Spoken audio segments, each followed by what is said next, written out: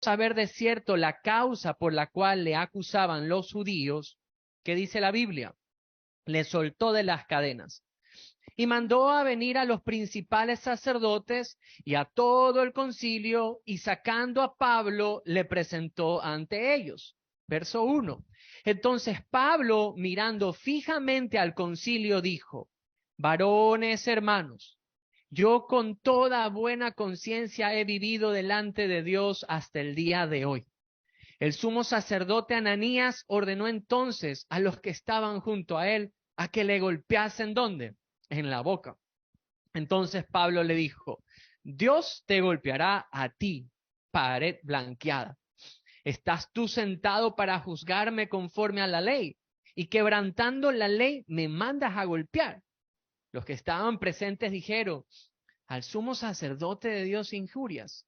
Los que estaban presentes dijeron, ay, perdón. Pablo dijo, verso 5, no sabía, hermanos, que era el sumo sacerdote, pues escrito está: no maldecirás a un príncipe de tu pueblo. Entonces Pablo, notando que una parte de ellos eran saduceos y otra fariseos, alzó la voz en el concilio y dijo: varones hermanos, yo soy fariseo, hijo de fariseo.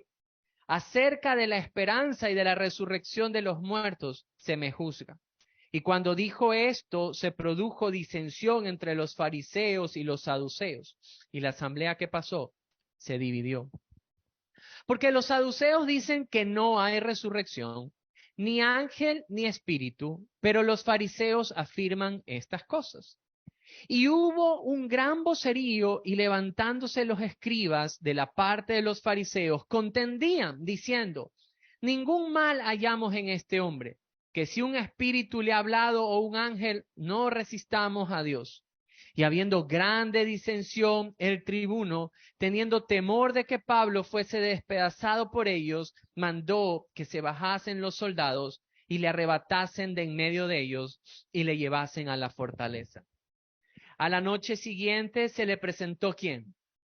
El Señor, y le dijo: ten ánimo, Pablo, pues como has testificado de mí en Jerusalén, así es necesario que testifiques también en Roma.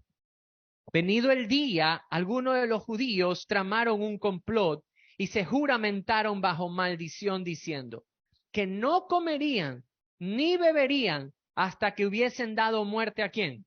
A Pablo. Eran más de 40 los que habían hecho esta conjuración, los cuales fueron a los principales sacerdotes y a los ancianos y dijeron: nosotros nos hemos juramentado bajo maldición a no gustar nada hasta que hayamos dado muerte ¿a quién? A Pablo. Ahora pues vosotros, con el concilio, requerid al tribuno que le traiga mañana ante vosotros, como que quieren indagar alguna cosa más cierta acerca de él. Y nosotros estaremos listos ¿para qué? Matarle antes que llegue. Mas el hijo de la hermana de Pablo, oyendo hablar de la celda, fue y entró en la fortaleza y dio un aviso a Pablo. Pablo, llamando a uno de los centuriones, dijo: lleva a este joven ante el tribuno, porque tiene cierto aviso que darle. Entonces, tomándole, le llevó al tribuno y le dijo: el preso Pablo me llamó y me rogó que trajese ante ti a este joven, que tiene algo que hablarte. El tribuno, tomándole de la mano y retirándose aparte, le preguntó: ¿qué es lo que tienes que decirme? Él le dijo: los judíos han convenido en rogarte que mañana lleves a Pablo ante el concilio, como que van a inquirir alguna cosa más cierta acerca de él, pero tú no le creas, porque más de 40 hombres de ellos le acechan, los cuales se han juramentado bajo maldición no comer ni beber hasta que le hayan dado muerte. Y ahora están listos esperando tu promesa. Verso 22. Entonces el tribuno despidió al joven, mandándole que a nadie dijese que le había dado aviso de esto. Y llamando a 2 centuriones, mandó que preparasen para la hora tercera de la noche 200 soldados, 70 jinetes y 200 lanceros, para que fuesen hasta Cesarea. y que preparasen cabalgaduras en que poniendo a Pablo le llevasen en salvo a Félix el gobernador. Y ahí nos vamos a quedar. Increíble lo que está pasando aquí. Me encanta la forma en la que lo empieza a describir. ¿Qué es lo que había en el corazón de Pablo durante estos capítulos que hemos estado estudiando? Y es que él quería ir a Jerusalén. Pero cada vez que él quería ir hacia Jerusalén, siempre venía alguien y le decía, en el momento que vayas a Jerusalén, vas a tener persecución, vas a tener problemas. De hecho, llega hasta un profeta y se amarra con 2 cintos y dice, ¿de quién es este cinto? De esta manera le van a hacer. Pero el corazón de Pablo estaba ir y hablar ¿de quién? De Jesús. Él quería ir a hablar con Jesús. Pero cuando él va y testifica en Jerusalén, ¿con qué se encontró en este caso el apóstol Pablo? Se encontró con un pueblo que no quería escuchar y sobre todo con una reacción súper hostil. Cuando él llega a Jerusalén, encuentra 2 cosas. Primero, va a encontrar hostilidad. Y segundo, va a encontrar un pueblo dividido y un pueblo que no tiene claro quién es Dios, quién es el mismo Mesías que tenía que venir. Veamos lo primero que les estoy diciendo. La hostilidad que encuentra Pablo, revisemos un poquito Hechos capítulo 21. Cuando él arriba ya a Jerusalén e ingresa al templo, ¿verdad? La Biblia en Hechos 21, desde el verso número 28, nos describe lo siguiente. Verso 27, darle un poquito de contexto. Miren lo que se encuentra en este caso Pablo. Pero cuando estaban para cumplirse los 7 días, unos judíos de Asia, al verle en el templo, alborotaron ¿a quiénes? A toda la multitud. ¿Y qué pasó? Le echaron mano dando voces. Varones israelitas, ayudad. Este es el hombre que por todas partes enseña a todos contra el pueblo la ley y este lugar. Además de esto, ha metido a griegos en el templo y ha profanado este santo lugar, porque antes habían visto con él en la ciudad a Trófimo de Efeso, a quien pensaba que Pablo había metido en el templo. Miren el verso 30.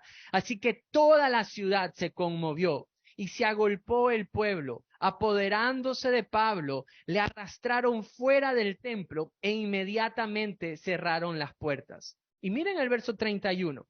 Y procurando ellos matarle, se le avisó al tribuno de la compañía que toda la ciudad de Jerusalén estaba como alborotada. ¿Por qué Pablo quería ir a Jerusalén? ¿Qué piensan? ¿Cuál era el sentimiento que él tenía? ¿Por qué quería ir hacia ese lugar? Porque ese era su lugar. Ese era su casa.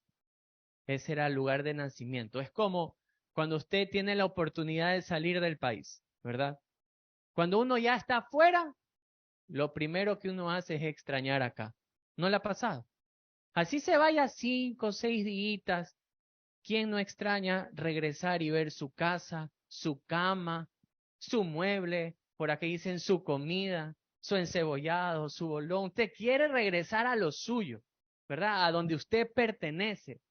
Y este es el sentimiento de Pablo.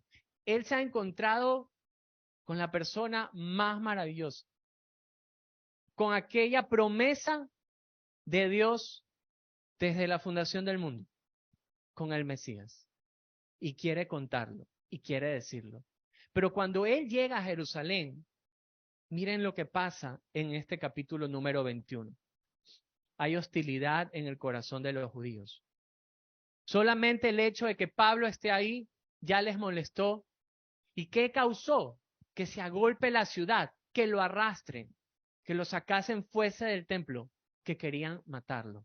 Ese era el sentimiento con el que Pablo llega y está en Jerusalén, y la hostilidad golpeó no solamente la puerta de su vida, sino su propia vida. Pero ¿qué pasó también en el capítulo 22? Observemos el capítulo 22. En el versículo 22. Miren lo que pasa aquí. Pablo ya había venido hablando, estaba testificando de lo que Cristo hizo en él, cómo su vida fue transformada por Cristo. Y el verso 22 dice así: cuando le oyen y le oyen hasta esta palabra, entonces alzaron la voz diciendo: quita de la tierra a tal hombre, porque no conviene que viva. ¿Cuál fue la reacción de su propia gente, de su propio pueblo, cuando él empezó a testificar de Jesús?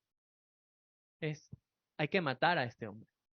Esa es la hostilidad que se muestra en la vida del pueblo, pero no solamente en el pueblo, sino en quien también vimos en este capítulo 23. ¿Quiénes aparecen?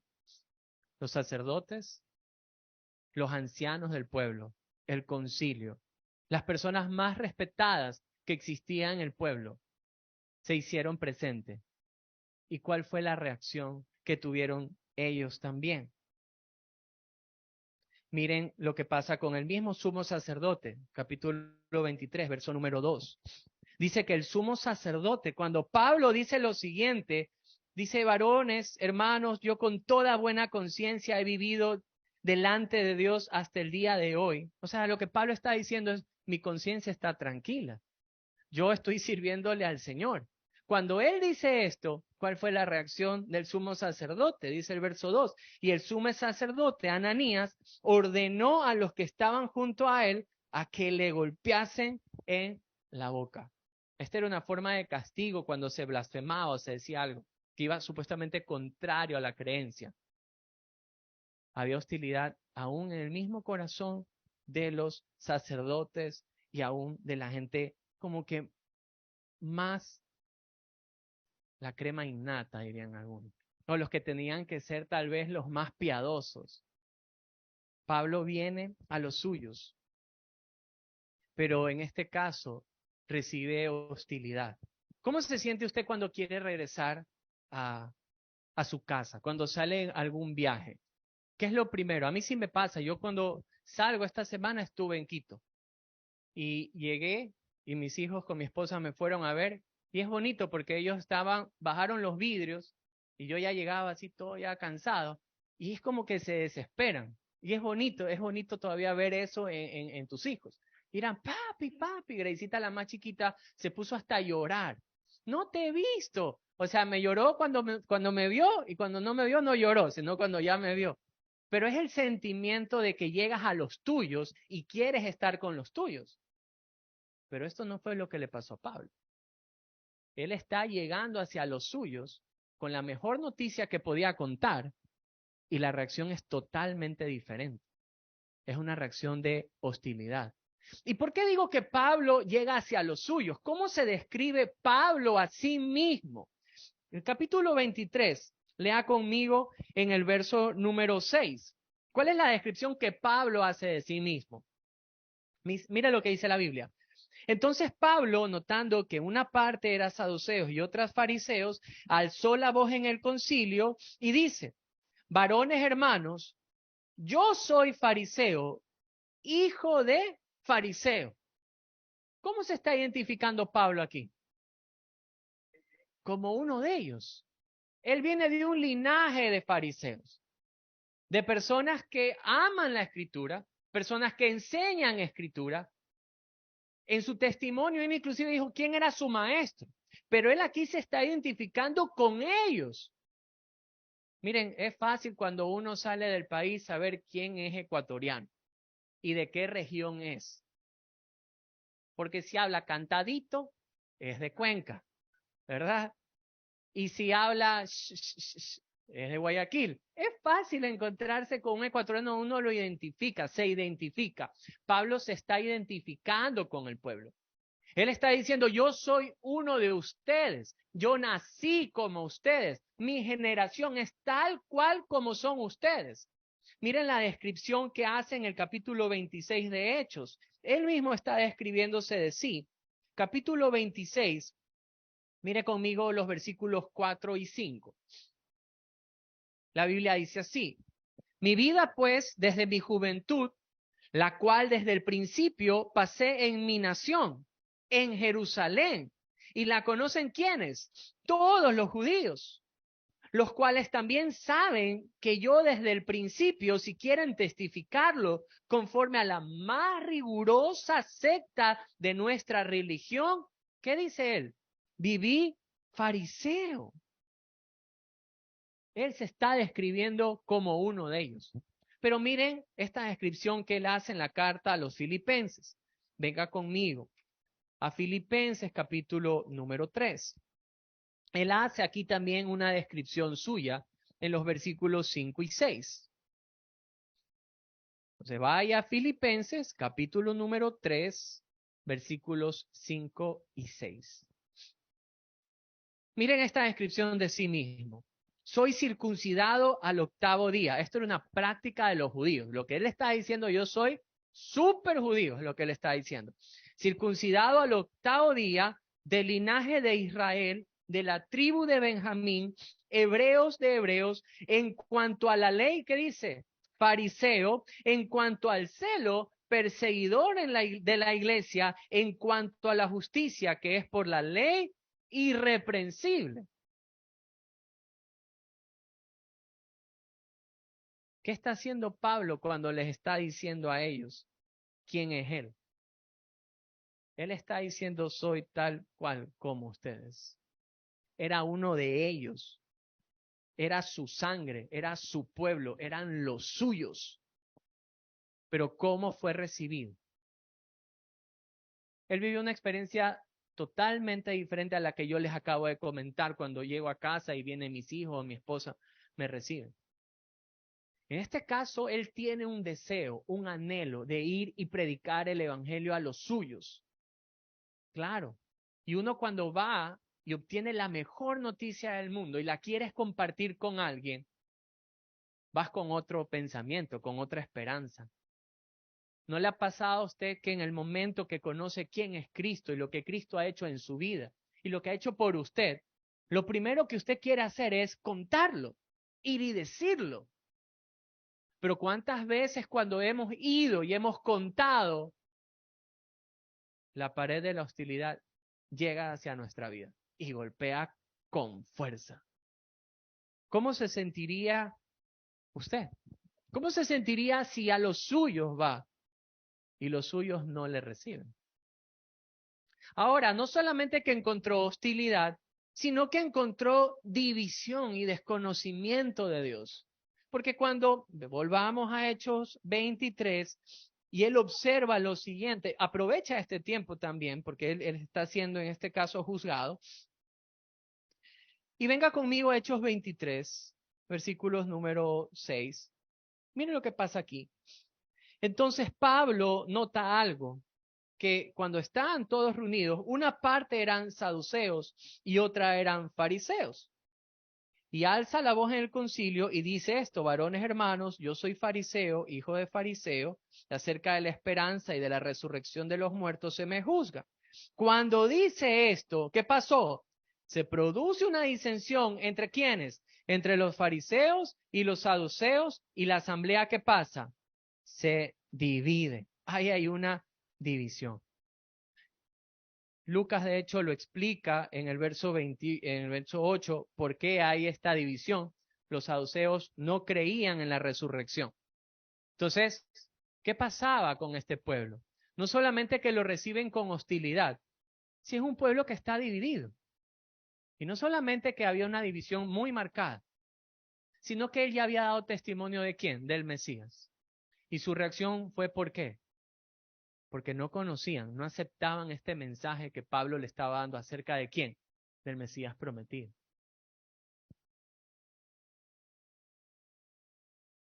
Pongámonos un ratito en los zapatos de Pablo y aterricémoslo hacia nosotros. Usted conoce la mejor noticia que puede haber, que un pecador ahora puede tener una relación con Dios. No podíamos tener esta relación por nuestros méritos. Y viene alguien, toma nuestro lugar de pecadores. Es castigado en la cruz como un pecador, pero muere, resucita. Y por medio de ese sacrificio, ahora los hombres podemos tener una relación con Dios, ser perdonados de nuestros pecados y tener la esperanza de la vida eterna. Díganme si eso no es una gran noticia que hay que compartir. ¿Cuántos aquí alguna vez han debido o deben algo? Yo creo que todos hemos estado en esos zapatos, ¿verdad? Aún desde los más chiquitos en el bar, porque Yo era de esos pecadores del bar deudor, ¿verdad? Como los grandes, que a veces nos metemos en deudas y no sabemos después cómo salir. ¿Cómo se siente cuando alguien viene y paga su deuda? ¿No le ha pasado? Se siente increíble. Se siente uno liviano. ¿Por qué? Porque ya no hay deuda.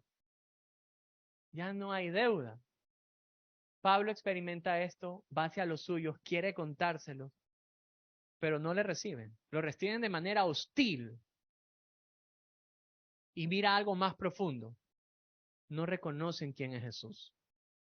Y eso duele cuando ves a alguien cercano y le hablas acerca de Cristo y esa persona no reacciona y todos hemos estado en sus zapatos también. Eso duele. ¿Cómo se sentiría usted? Es la pregunta.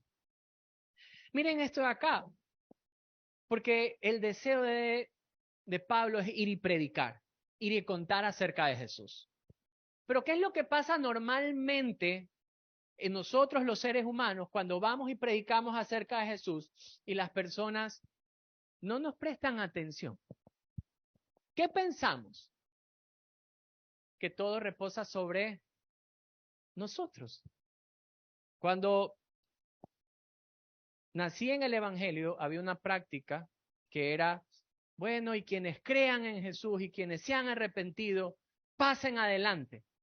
Y la verdad, yo nací en esa onda y yo también pasaba adelante. Cada vez que me arrepentía, pasaba adelante. El tiempo pasa, ¿verdad? Y se me permite un día predicar. Entonces, en una de esas primeras predicaciones, uno siempre quiere cerrar con lo que ha aprendido y ha visto. Entonces, así mismo, termino un mensaje y es, quienes se quieran arrepentir, pasen adelante.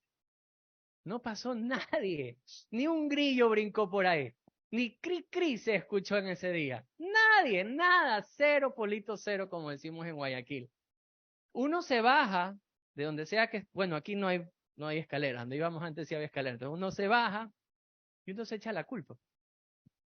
Si hubiera predicado bien, si hubiera citado bien, si le hubiera puesto más énfasis al asunto, si hubiera cogido otro versículo, si no hubiera hecho este gesto, o en las casas con las personas, si hubiera citado lo de acá, si hubiera dicho lo de acá, tal vez esta persona sí hubiese creído. Y lo centramos en nosotros. Entonces, yo me imagino a Pablo porque él tiene dos oportunidades aquí de predicación. Él quiere ir a Jerusalén, va a Jerusalén. Y cuando se presenta en Jerusalén, ¿cuál es la primera oportunidad que él ve? La toma. Cuando el pueblo se molesta y lo llevan arrastrado y viene el tribuno, que es como un líder del pueblo en ese rato, y él dice, déjame predicar. Y predica. ¿Y qué le pasó en su primera predicación? Terminó peor, ¿verdad? Y ahí tiene una segunda oportunidad. ¿Con quién? En cambio está el concilio, están el sumo sacerdote, los principales sacerdotes. Pablo pudo haber estado en su corazón. Aquí hay una oportunidad de predicar y voy a predicar. Pero ¿qué pasó? ¿Qué pasó? La misma hostilidad, la misma división. Es como que no hizo efecto lo que dije. ¿Por qué digo de este amor de Pablo que tiene hacia su pueblo? Miren la intensidad del amor de Pablo. Romanos capítulo número 9. Venga conmigo, por favor. Romanos 9, versículos del 1 al 4. Esto es lo que describe el amor de Pablo por su pueblo. Y dice la Biblia, verdad digo en Cristo y no miento. Y mi conciencia me da testimonio en el Espíritu Santo, que tengo gran tristeza y continuo dolor en mi corazón, porque deseara yo mismo ser anatema, separado de Cristo, por amor a mis hermanos, los que son mis parientes según la carne, que son israelitas, de los cuales son la adopción, la gloria, el pacto, la promulgación de la ley, el culto y las promesas, de quienes son los patriarcas, en los cuales según la carne vino Cristo, el cual es Dios sobre todas las cosas, bendito por los siglos. Amén. ¿Cuál es el sentimiento de Pablo aquí? Él estaba dispuesto a ser inclusive anatema, separado de Dios, con tal que su pueblo se una a Dios. Este es el sentimiento de alguien que tiene un amor profundo hacia otros.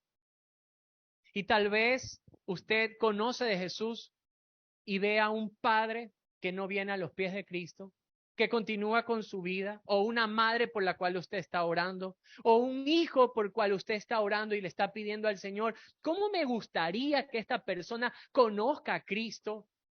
Muchas veces los padres o hijos, uno quisiera ingresar al corazón de alguien, abrir el corazón, poner la Biblia adentro y decir que usamos hasta ese término, ¿verdad? Que se convierta. Uno tiene una desesperación por la eternidad de los otros. Y este es el sentimiento que Pablo tiene. La pregunta es si él se pudo haber sentido frustrado, desanimado. Sí, porque Jesús se hace presente. Y la frase que usa Jesús es, ten ánimo. ¿Por qué Jesús le dijo ten ánimo a Pablo? ¿Tenía hambre? No. ¿Por qué tuvo que haber dicho ten ánimo? Porque no lo tenía. Porque es muy probable que en este caso el apóstol Pablo tuvo que haber tenido sentimientos como la frustración. ¿Ha sentido eso? ¿Alguna vez se ha sentido frustrado? Porque ora, predica, ayuna, hace todo.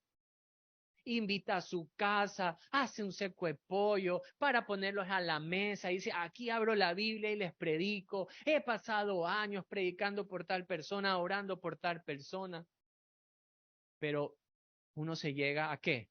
A frustrar. Pablo pudo haberse sentido frustrado, pudo haber sentido culpable.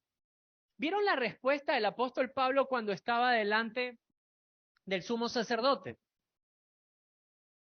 El sumo sacerdote escucha lo que Pablo dice, ¿verdad? Y él dice, mi conciencia está limpia, y el sumo sacerdote manda a golpearlo en la boca, y le golpean en la boca. ¿Y cuál fue la respuesta de Pablo? No le dijo, querido sumo sacerdote, ¿por qué hace eso, querido sumo sacerdote? ¿Cuál fue la respuesta de Pablo? Pablo le dijo, Dios te va a golpear. Pared blanqueada. Esos insultos bíblicos que usan aquí.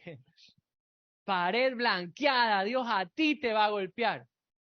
Y él no reconocía que era el sumo sacerdote. Pues, y esto es lo chévere del asunto, porque Pablo luego reconoce su error y dice, es verdad, no tuve que haber dicho lo que dije.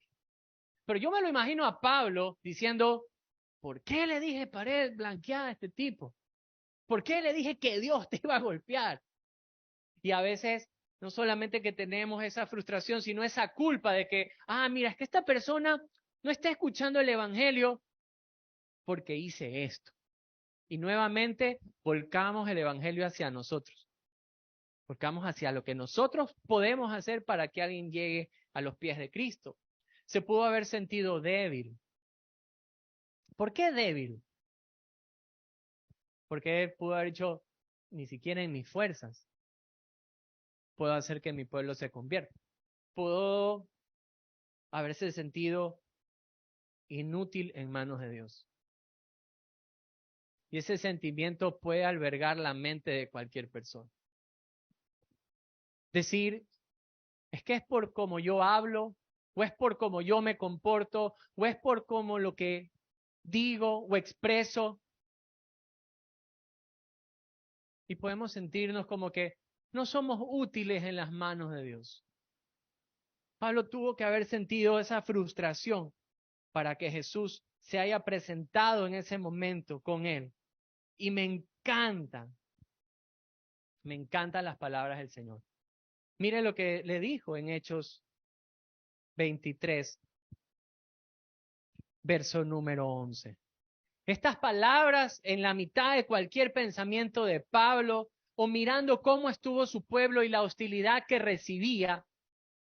Me encanta esta parte de aquí porque no hay palabras que traigan mayor consuelo o un despertar en nuestro corazón.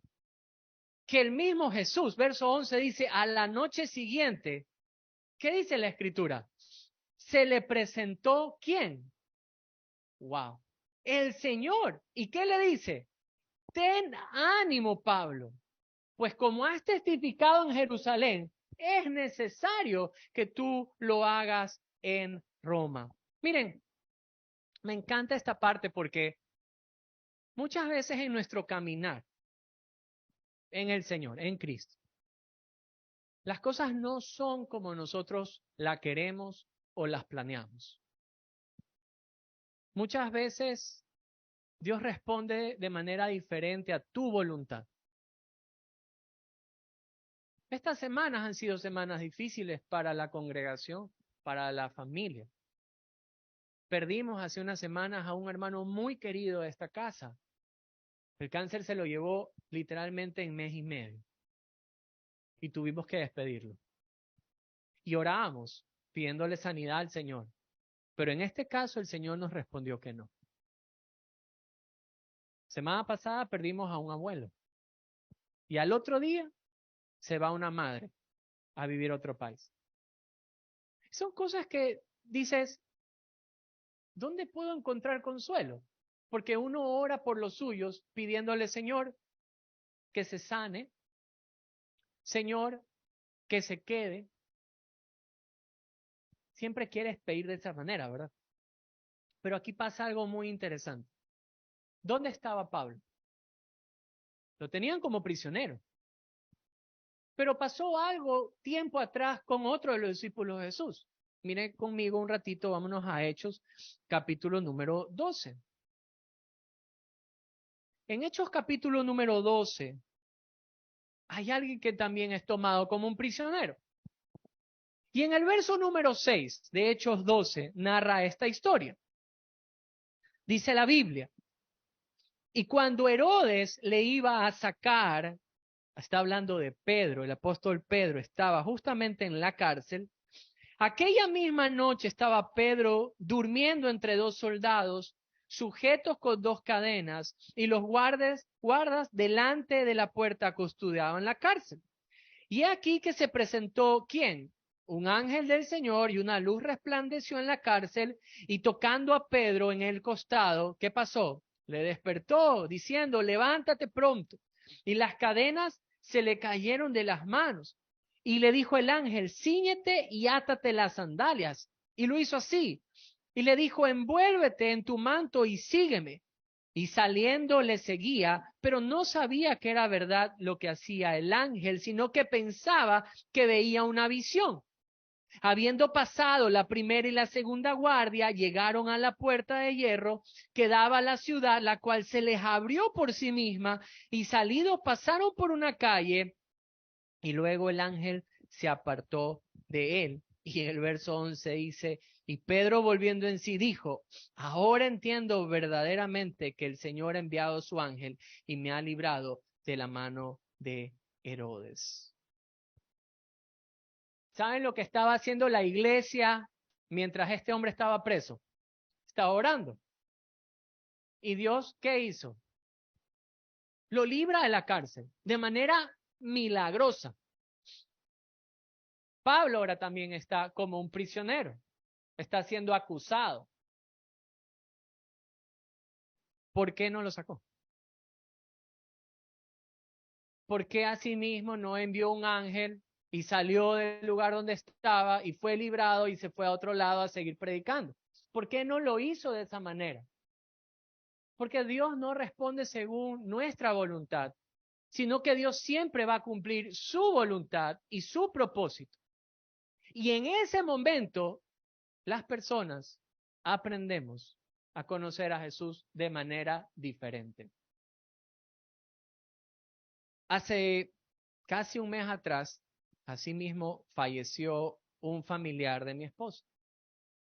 Normalmente los que llevamos como que la palabra somos dos, la tía Rebeca y yo.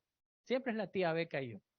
Pero nunca es que le llamo y le digo, tía, le decimos Beca, tía Beca, ¿qué va a leer para traer consuelo? Nunca, nunca no es que nos ponemos de acuerdo. Ese día ella había citado el Salmo 23, como por la tarde. Yo llegué en la noche y adivinen qué salmo cité. El mismo. ¿Por qué? Porque es un salmo que trae esperanza. Pero hay algo importante de este salmo, que a veces lo dejamos pasar por alto. Miren conmigo, por favor, el Salmo 23.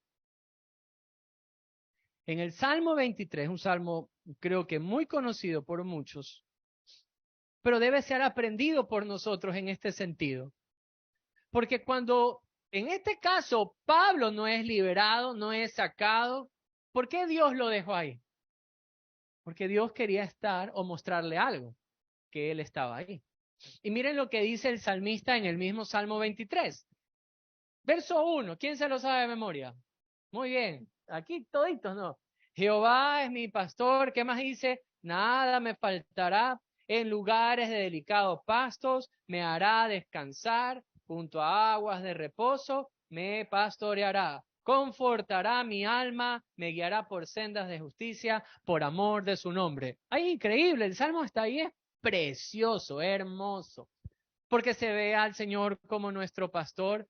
Él es quien nos va a alimentar, quien nos va a dar de beber, quien nos va a confortar el alma. Suena bonito, suena dulce, pero el salmista no solo pasó por momentos dulces, sino mire lo que dice el verso 4. Aunque ande en valle de sombra de muerte, no temeré mal alguno. ¿Por qué? Porque tú estarás conmigo. ¿Por qué no lo sacó de la cárcel? ¿Por qué no hizo lo que hizo con Pedro? ¿Por qué lo dejó como un prisionero? ¿Por qué lo dejó que lo sigan juzgando? ¿Por qué no abrió las puertas? ¿Por qué no durmió a todas las personas que tal vez lo estaban cuidando para que no se escapase? Porque él quería mostrarle que aún en medio de la aflicción, él estaba ahí. Jesús está presente. De hecho, si usted viene conmigo un ratito a Mateo, capítulo número 28, mire lo que Jesús, o lo que recaba en este caso Mateo, cuando el Señor ya asciende, da la gran comisión. Mire lo que dice la escritura en Mateo 28. En el verso número 18, dice lo siguiente. Jesús se acerca y les habla diciendo, toda potestad me es dada, ¿dónde? Cielo y en la tierra. Verso 19, por lo tanto, vayan y hagan discípulos, ¿a dónde? Todas las naciones. Bauticen en el nombre del Padre, del Hijo y del Espíritu Santo, enseñándoles que guardasen todas las cosas que os he mandado. Y he aquí, ¿qué es lo que dice Jesús? Y he aquí, yo estoy con vosotros todos los días. ¿Hasta cuándo? Hasta el domingo.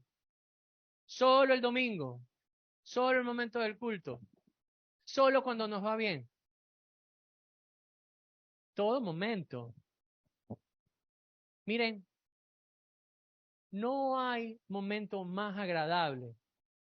No hay momento que traiga un bálsamo más efectivo al corazón, al alma del discípulo desanimado, que cuando el mismo Jesucristo se le presenta y le dice, ten ánimo.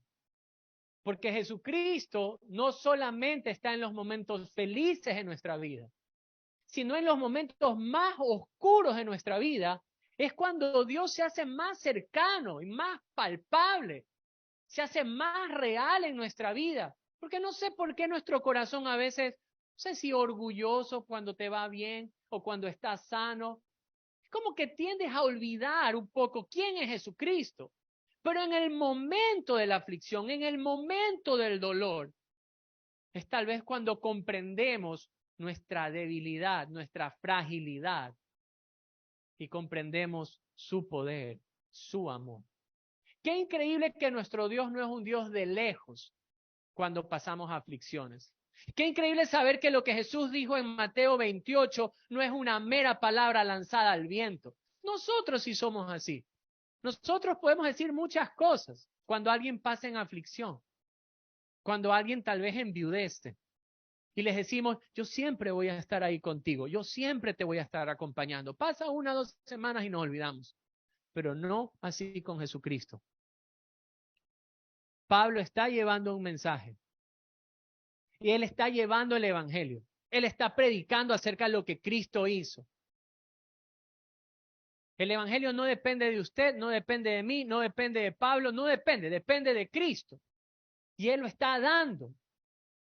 Y cuando él puede llegar a sentir esta frustración, Jesús se hace presente y le dice, ten ánimo, yo estoy aquí. Qué increíble saber que Dios es de esa forma. Él sabe el momento que usted pasa y dónde se encuentra. Me gustó la historia. Ustedes han leído el libro El progreso del peregrino. Dicen que es el segundo libro más impreso y más vendido después de la Biblia. Así que sería muy interesante que tal vez lo compre y lo lee. Este libro fue escrito por un hombre llamado Jung Bunyon. Él fue encarcelado por causa de la fe. Y me dio gracia esta historia de él porque un amigo dice que va y lo busca porque él estaba encarcelado. Y cuando llega a la cárcel donde él estaba, le dice: John, Dios me ha enviado aquí para estar contigo y te he buscado por todas las cárceles de Inglaterra hasta que di contigo. Y John le dice: yo no creo que Dios te ha enviado, porque si Dios te hubiera enviado, no te hubieras demorado. Sabrías que yo estaba en esta cárcel y hubieras venido directo. Forma jocosa de decirlo, pero tiene una gran verdad. No importa en el lugar, en el momento que te encuentres. Jesús sabe lo que estás pasando. Jesús sabe si tienes el corazón desanimado porque has perseverado en el Evangelio, porque has llevado el Evangelio a tu hogar, porque has sembrado la palabra de Dios, sea en un hermano, en un padre, en la esposa, en un hijo. Él sabe en qué momento de la vida te encuentras. Pero ojo, no siempre va a responder como tú quieres, sino que Él se muestra a sí mismo aún en el lugar más denso y oscuro de nuestra vida. Este ten ánimo es increíble porque aprendemos eso. No responde siempre como nosotros queremos, pero su palabra siempre va a traer ánimo. Eso fue lo primero que le dijo. Y no es al único que Jesucristo le dijo: ten ánimo. Si usted viene conmigo un ratito a Mateo 9, en Mateo 9, justamente a un hombre paralítico, dice la Biblia, Mateo 9, versos 1 y 2. Entonces, entrando Jesús en la barca, pasó al otro lado y vino a su ciudad, y sucedió que le trajeron un paralítico tendido sobre una cama, y al verle Jesús la fe de ellos, ¿qué le dice al paralítico? Ten ánimo, hijo, tus pecados te son perdonados. Qué linda palabra. Un hombre sin poder caminar, sus amigos le llevan. Jesús de una le anima y le dice: tus pecados te son perdonados. Miren lo que pasó con la mujer del flujo de sangre, mismo Mateo 9, versículo número 22.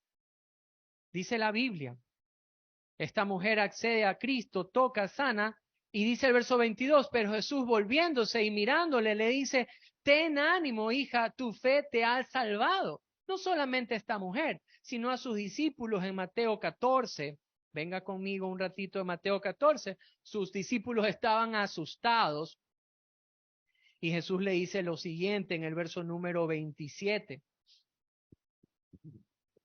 Lees el 25 para darle un poquito de contexto más. A la cuarta vigilia de la noche, Jesús vino a ellos andando sobre el mar. Y los discípulos, viéndole andar sobre el mar, se turban diciendo: un fantasma. Y dieron voces de miedo.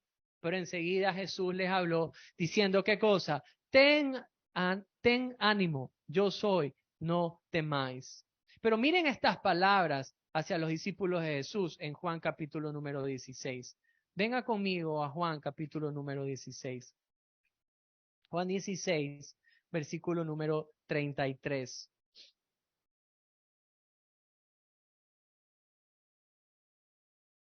Jesús está hablando de persecuciones. Jesús está hablando de que los iban a aborrecer, que si lo aborrecían a él, iban a aborrecer a sus discípulos. Y en el verso 32, miren lo que dice: y aquí la hora viene y ha venido, de aunque seréis esparcidos cada uno por su lado, y me dejaréis solo, mas no estoy solo porque el Padre está conmigo. Verso 33, estas cosas os he hablado para que en mí, ¿qué cosa? Tengan paz. En el mundo tendréis aflicción. Pero aquí hay una palabra de ánimo, dice: pero confiad, yo he vencido al mundo. La palabra de Dios siempre es aquella que va a traer ánimo hacia nuestra vida. Jesucristo se presenta en el momento más oscuro de Pablo. De hecho, ustedes van a observar en los relatos la forma en la que Pablo ahora empieza a predicar. Luego de este encuentro con Cristo, cuando le dice: ten ánimo, de la manera en que has dado testimonio de mí, en Jerusalén, es necesario que ahora vayas hacia Roma.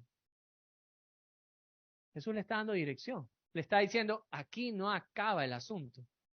Tienes trabajo por hacer. Debes continuar. Debes perseverar.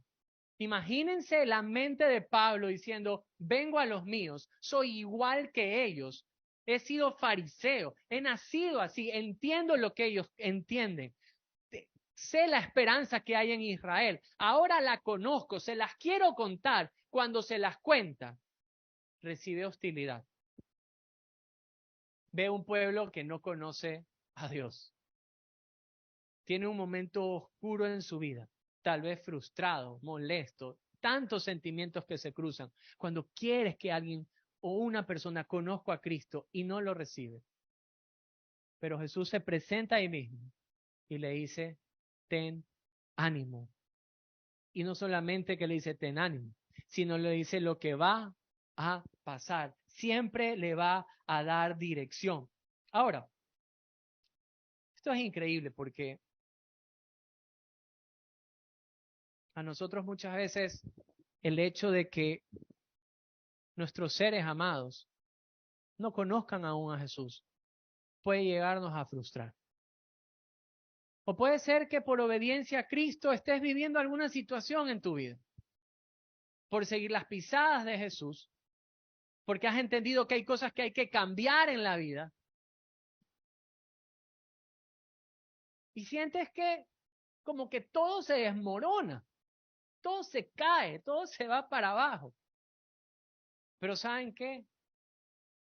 Debemos encontrar ánimo en la persona de Jesús. Debemos encontrar en Cristo aquello que despierta un corazón y hace arder el corazón para poder perseverar y avanzar. Porque no hay mayor ejemplo que Jesucristo, donde la Escritura mismo dice que a los suyos vino, pero los suyos no le reciben. La verdad, yo no sé cómo yo hubiese actuado si descendiendo del avión viniendo de Quito y mis hijos me hubieran visto y me hubieran rechazado, diciéndome, no te queremos en nuestra casa, no te subas al carro, ya no queremos nada contigo. Me hubieran llevado tal vez mis maletas y me hubieran dicho, sal de nuestra vida, no te queremos. Yo me hubiera, no sé, suicidado, mi vida no tendría sentido. Pero el gran amor de Cristo no ha sido así. Porque a pesar de que nosotros sí hemos actuado así con Él ha decidido dar su vida en rescate por nosotros los pecadores. Y es eso lo que Pablo se encuentra, a esa persona, a Cristo mismo, diciéndole, has dado testimonio y vas a seguir haciéndolo y vas a dar a Roma. ¿Qué quiero decir con esto ya para nuestra vida? No podemos detenernos por un sentimiento de frustración y de dolor cuando, no sé, un hijo no quiere que le hables de Cristo. Cuando un familiar, un ser amado, un esposo, una esposa, no lo sé. No podemos detenernos porque la obra ya no depende de nosotros. Podemos hallar confianza en la persona de Cristo. Si Cristo dice, ten ánimo y es necesario que hagas esto, ¿qué es lo que debemos nosotros hacer? ¿Y saben qué es lo más increíble? Jesús se lo demuestra luego. Le dice, ten ánimo, ya lo hiciste en Jerusalén, vas a avanzar hacia Roma. ¿Y qué pasó al otro día? Si vieron lo que hicieron los sacerdotes con el pueblo. Esto es impresionante. ¿Se acuerda que había una división entre los saduceos y los fariseos? Pero al otro día viene el pueblo y le dicen, y habían hecho un conjuro, habían hecho una promesa, decir, no vamos a descansar, no vamos a comer, no vamos a vivir hasta no matarlo a Pablo. Eso es lo que dicen ellos. ¿Y a quién se acercaron? Al sacerdote. Y confabularon entre ellos. Es como que alguien venga, no sé, pues ustedes que estén aquí, y me digan, pastor, vamos a ayunar, no vamos a comer, hasta darle muerte a los barcelonistas. No sé, pues se me ocurre algo ya. Perdón a aquellos barcelonistas, no es por ustedes, por si acaso. Pero miren la maldad del ser humano, la confabulación de estos dos grupos. Y ahí sí juega, que cuando hay un propósito no importa las diferencias.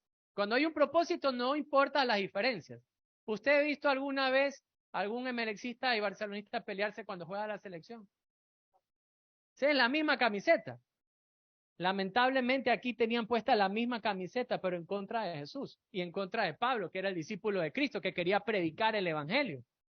Y ahí sí hayan el estar juntos. ¿Para qué? Para matarlo. Pero pasa algo interesante. Miren, en el Señor nada es coincidencia. Ahí estaba un joven. ¿Y qué pasó con ese joven? Escuchó y fue a dar aviso. Y miren la gracia que hay a este joven, porque Pablo no está en una posición para pedir nada. Él era un prisionero más. Y le dice al guardia, le dice, lleva a este joven y llévalo al tribuno y que le diga lo que tiene que decirle. Y el tribuno le presta atención. Es como que yo vaya al gobernador del Guayas, le digo, oiga, quiero decirle algo. Y me digan, sí, ven nomás. Me sacan votando, no sé. Y me prestan atención. Él va donde este hombre, presta atención a sus palabras. Y la provisión de Dios, cuidando la vida de Pablo, que puso a hartísima gente, caballo y todo, para sacarlo con bien. ¿Por qué? Porque el propósito de Jesús se tenía que cumplir. Y Jesús se lo estaba demostrando. Le dijo, era necesario que hagas esto en Jerusalén. Lo que Pablo está recibiendo ahí es, lo que está pasando aquí tenía que pasar. Jamás usted se frustre porque alguien no recibe el evangelio. Si usted lo ha comunicado bien y ha orado por esa persona, no se quede estancado, no se quede sentado en un solo lugar, avance, persevere, siga hablando de Jesús. Uno debe seguirse moviendo y dejar que Dios haga la obra, siempre, en todo momento.